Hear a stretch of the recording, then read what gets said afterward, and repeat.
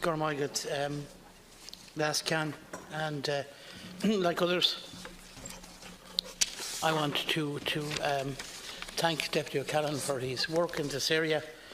It certainly is a most welcome bill, and I've no doubt it will give respect and protection to any victims of sexual violence of any nature through the criminal justice process.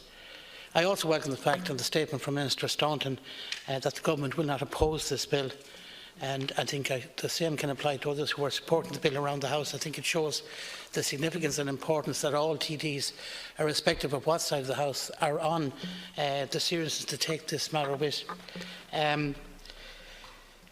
We definitely have to stem the increased incidence of rape and other sexual offences.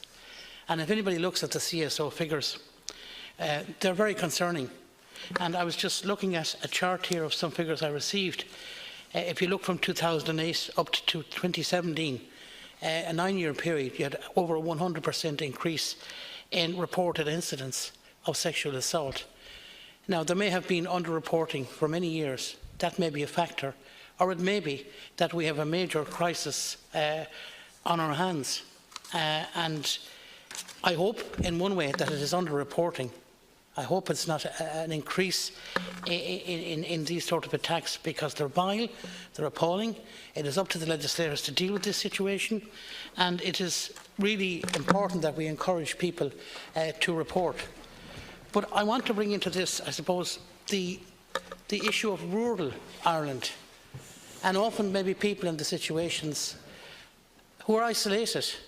And where do they go if an attack takes place? Particularly at night. They don't have a local rural Garda station in many respects. They're miles and miles away from any unit to deal with them. And I think this is something we really need to look at, and we need to reform that area completely. The matter of sexual assault treatment units, as we see here, there are 6 units in Ireland that provide the specialist care for women and for children and for men. But to be honest, in my view again, that is not enough.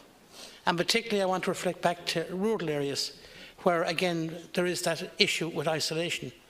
So we have many matters to address in relation to this matter, and we do need to take the matter seriously. And I'm absolutely confident what Deputy O'Callaghan is doing here, and the support the House is showing for it, is the right way to go.